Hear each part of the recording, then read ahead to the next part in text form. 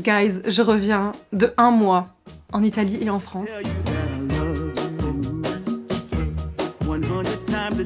Clairement, pour ceux qui me suivent depuis un petit moment, vous avez bien remarqué qu'il y a quelque chose qui marche pas très bien, je suis un peu dans une impasse, je suis un peu perdue, je sais pas trop où je m'en vais, dans quelle direction par rapport à mon immigration au Canada tout simplement. Tu le savais pas, bienvenue, mon nom c'est Camille, ça fait 5 ans que j'habite à Montréal, donc je suis résidente permanente du Canada en fait depuis 1 an maintenant. J'aime beaucoup ma vie, même s'il y a des hauts et des bas, et au Canada il y a eu énormément de bas, surtout dans le pro, enfin bref, un gros bordel, vraiment je vous jure c'est longue histoire, mais on s'en parle beaucoup sur YouTube, on s'en parle beaucoup sur Instagram aussi, n'hésite pas à aller me suivre si jamais t'es pas abonné. Mais ouais, gros impasse, et vous m'avez fait beaucoup de petits messages, petits commentaires comme ça à droite à gauche, et je me suis dit, ça doit vraiment beaucoup se voir à travers ce que je montre, à travers ce que je dis, à travers mes vidéos, à travers plein de choses, pour que vous me fassiez des remarques en fait sur ça. Ça doit être pas mal voyant finalement, et je me suis dit, parlons-en à travers cette vidéo. Parce que clairement, cette vidéo-là, on va élaborer plein de choses, puis j'ai envie de vous partager plein de choses aussi que j'ai vécues, parce que c'était un truc de fou, L'expérience, les gens, les proches, les rencontres, enfin,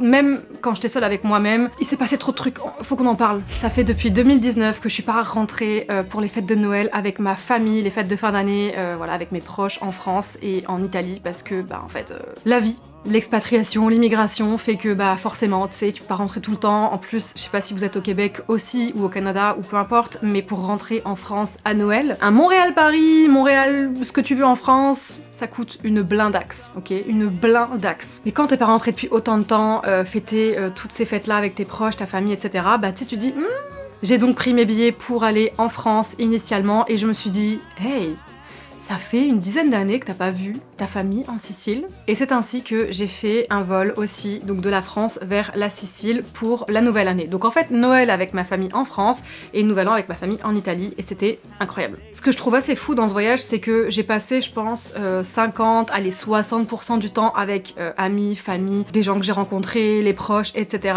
Et j'ai passé un petit, j'aurais dit 50-50, mais allez, on peut dire 60 et 40% de mon temps seul en fait dans ce voyage-là, parce que en fait c'était important pour moi aussi d'avoir mes moments avec moi-même. Je suis quelqu'un qui pense beaucoup, tout le temps, je suis quelqu'un qui en a plein la tête, quelqu'un qui se remet en question constamment. Je dirais que j'ai jamais trouvé ma place complètement au Canada, et je pense que c'est ça qui fait que plus le temps passe, plus je suis genre, ça devient difficile, mais au-delà du fait que ça devient un peu pesant et lourd au quotidien, c'est surtout que à chaque fois que je rentre, j'ai vraiment ce truc de waouh, ça me fait du bien de rentrer, mais là il y a un truc de fou qui est en train de se passer pour ce voyage-là. Je sais pas ce qui s'est passé, je sais pas ce que j'ai travaillé psychologiquement, je sais pas. Tout ce que je sais, c'est que je suis arrivée à Montréal, chez moi, il y a 4 jours, dans un état de merde.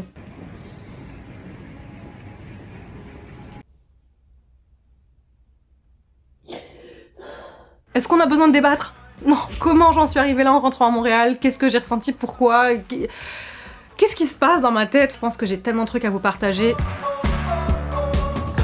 Il est temps de quitter le Canada, let's go, je vais à l'aéroport, c'est le temps, ça y est, je suis tellement excitée, je suis tellement heureuse, mon dieu, j'attendais ça depuis tellement longtemps, je vous jure. Je suis arrivée chez mon amie Maëlie que je connais de l'école de photo, donc j'ai fait une école de photo il y a longtemps, je vous ai fait une vidéo dessus d'ailleurs. Maëlie qui est du coup une amie très proche que j'aime énormément, et qui a été adorable parce qu'elle m'a hébergée 2 jours chez elle à Lyon, donc c'était super. J'ai quand même passé les 2-3 jours en arrivant à Lyon seule parce qu'elle travaille, et elle a travaillé ce week-end exceptionnellement, c'était vraiment mal tombé, j'étais dégoûtée, mais c'est la vie. Je suis arrivée à Lyon, je suis avec mon téléphone, désolée pour le son, il y a un mec qui passe l'aspirateur dehors, je ne sais pas ce qui se passe. Là il est 4h de l'après-midi, je suis arrivée vers 10h et je m'en vais au centre-ville me faire un petit kebab qui s'appelle La Broche, qui est un kebab gastro. Donc là je vais prendre un petit bus qui va me ramener au centre. C'est très bizarre d'être en France, à chaque fois ça me fait la même chose. Mais là l'hiver, alors attendez c'est à gauche, il faut que j'aille.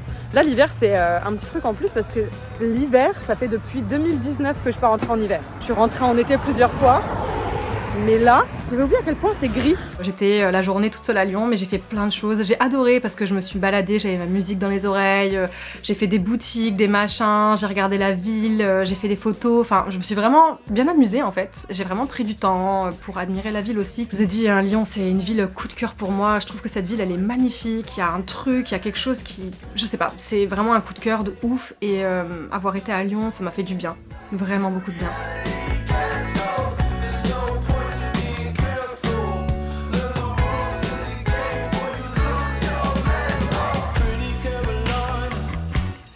Et après Lyon, bah évidemment, j'ai pris un train à Lyon, à la gare La Part-Dieu, pour aller jusqu'à Metz, donc chez moi, dans ma région, dans ma ville. Donc mon frère est venu me récupérer. J'ai passé autant d'heures dans le train pour faire un Lyon-Metz que pour faire un Montréal-Lyon en avion. C'est un truc de fou. Vraiment, c'était long à mort, mais vraiment super long. Mais bref, je suis arrivée à Metz en fin de journée. Et première soirée, bah très très cool forcément, parce que bah ça y est, j'arrive à la maison, je pose mes affaires, il y a ma mère, il y a mon frère, on se mange un Mont d'Or avec des patates, trop bon, on s'ouvre une bouteille de rouge, genre vraiment, tu sais, c'est cool, c'est le fun. Et après ça, ben voilà, j'ai profité, j'ai essayé de faire mes achats de Noël aussi parce que j'avais pas acheté mes cadeaux. Clairement, j'allais pas acheter mes cadeaux de Noël à Montréal pour les ramener en France. Et il y a un truc aussi que je voulais vraiment faire, c'est que comme j'étais dans la région, donc chez moi dans le Grand Est, je me suis dit, hey, ça fait des années que t'as pas été au marché de Noël à Strasbourg. Strasbourg, niveau marché de Noël, même Colmar et tout, c'est un truc de fou. Surtout que j'avais fait le marché de Noël à Lyon, c'était très cool aussi. J'ai fait marché de Noël à Metz, très sympa, bon petit quand même, mais sympa. Donc j'ai pris mon train le matin, je suis revenue le soir en fin de journée et c'était trop bien. J'étais à Strasbourg, donc j'ai fait marché de Noël, je me suis baladée, je me suis posée dans un café, j'ai lu un livre, enfin je me suis même assise à un moment donné au bord de l'eau, genre avec de la musique, dans la petite France, et c'était trop cool.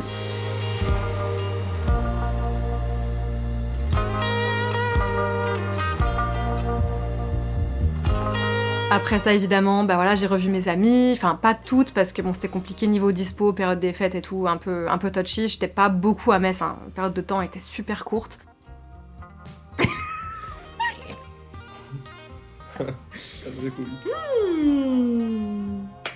Oh putain, il est énorme celui-là.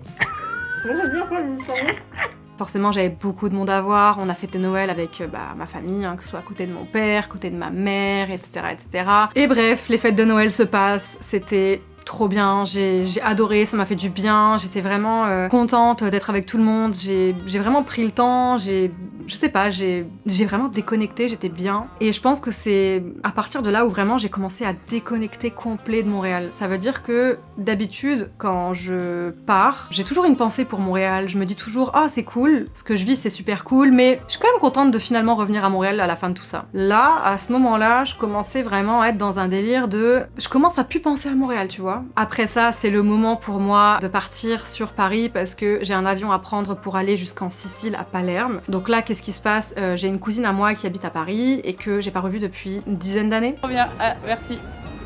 On y va. Ça, c'est un peu la rue, alors là-bas, il y a ma boîte. Mais attention. C'est pas à votre côté, non?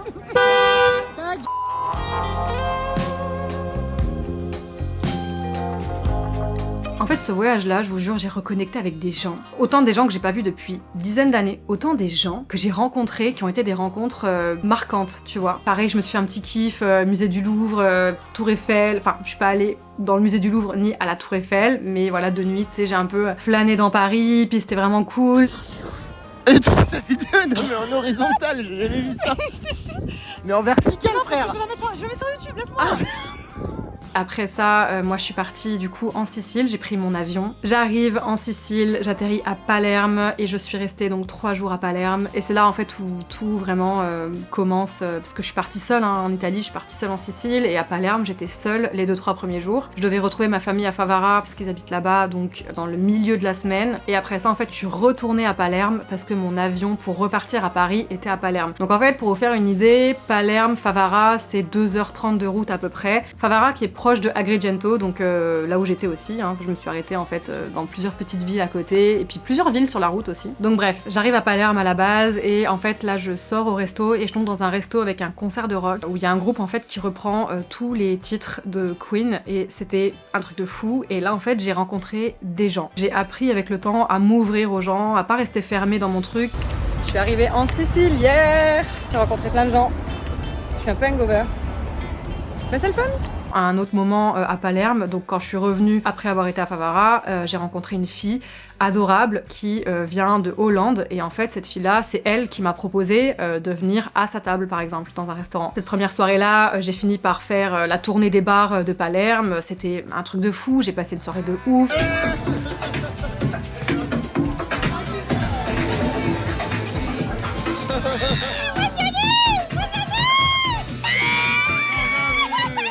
Le Le lendemain, j'ai revu des gens. J'ai beaucoup connecté aussi avec un mec. Diego, si tu passes par là, je ne pense pas. De toute façon, tu ne comprendras rien de ce que je dis parce que tu parles que italien ou anglais. Mais en tout cas, j'ai vraiment adoré. Eduardo, pareil, adorable. Juliane, la fille donc qui vient de Hollande, elle était adorable aussi. Enfin, les gars, je vous ai tous kiffé et vous avez rendu ce voyage en Italie encore plus sympa que ce qu'il était déjà à la base parce que j'ai adoré être seule. J'ai adoré évidemment plus que tout revoir ma famille. C'était le but de ce voyage-là aussi, c'était de revoir ma famille à Favara et ça, c'était aussi un truc de fou. Je viens d'arriver.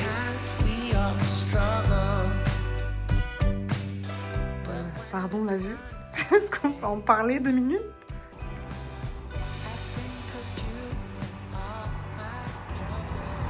Oh, mais c'est n'importe quoi.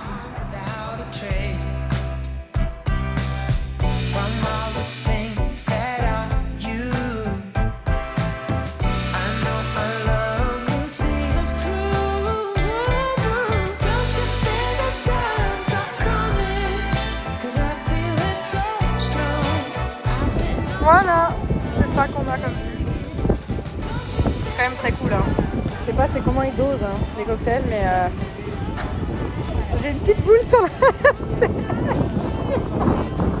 Oh my god. J'ai chaud dans la gueule sinon ça me saoule. Mais je sens vraiment rien.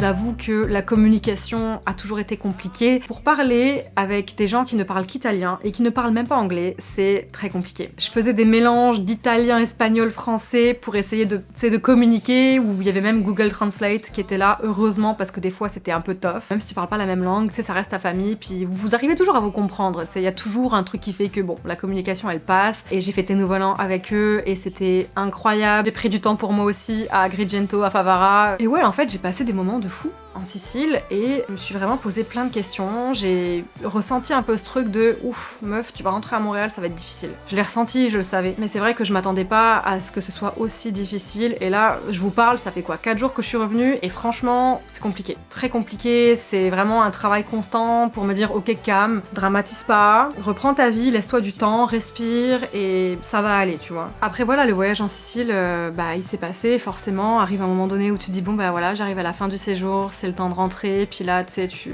prends le temps de process parce que voilà, tu rentres de la Sicile en France, tu sais qu'en France il te reste 3 jours, même pas 2 jours, tu rentres à Montréal, c'est déjà fini, ça fait presque 1 mois que t'es parti et c'est passé genre comme ça. Ça y est, je pars les gars.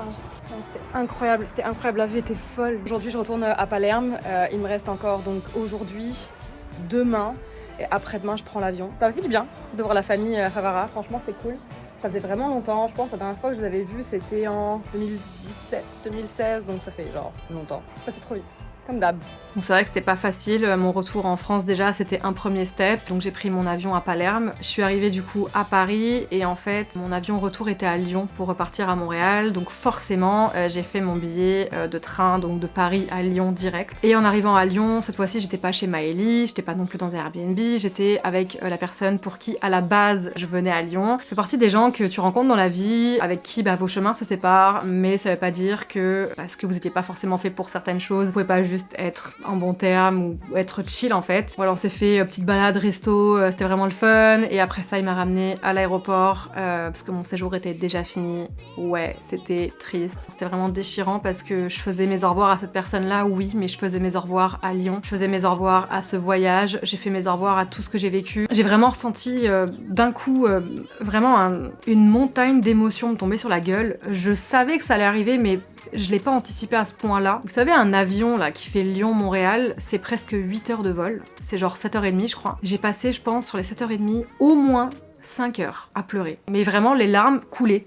Elle coulait, ça ne s'arrêtait pas. Je pense que j'ai passé mon vol à regarder dans le vide. Trop d'émotions, trop de trucs, et en fait c'était ce truc de ça y est, tu t'en vas. Et ouais, après le pire c'est, je suis arrivée à Montréal, et là c'était une horreur. Donc je descends de l'avion et tout, j'étais pas bien, je vous jure, mais une tête de déprimée, mais alors vraiment un truc de fou. Je prends mon taxi, je rentre chez moi à la maison, et là on en vient à ce fameux extrait de vidéo que vous avez vu au début de cette vidéo. Je suis de retour à Montréal, je suis de retour chez moi, je suis de retour dans cette vie que j'ai laissée en partant et que je retrouve aujourd'hui, une vie que j'avais pas forcément envie de retrouver. Pourtant, comme je vous l'ai dit, hein, ma vie sociale, mes amis, enfin tout va bien. C'est plus l'aspect moi face à mes rêves, à mes projets, à mes envies. T'es pas arrivé là où tu dois être et il y a ce truc de est-ce que ce travail-là que je vais faire par rapport à moi, à ma vie, à ce que je veux dans ma vie, est-ce que le faire à Montréal, c'est ça que je dois faire ou est-ce que je dois me poser les bonnes questions? Je sais pas, je sais qu'il faut que je prenne du recul aussi, je viens d'arriver, c'est pas facile. Parfois, t'as ce truc où tu sais pas si est-ce que ça va pas parce que t'es dans cette ville, dans ce pays-là, ou est-ce que ça va pas parce que forcément il y a plein d'autres facteurs dans ta vie en ce moment qui sont pas,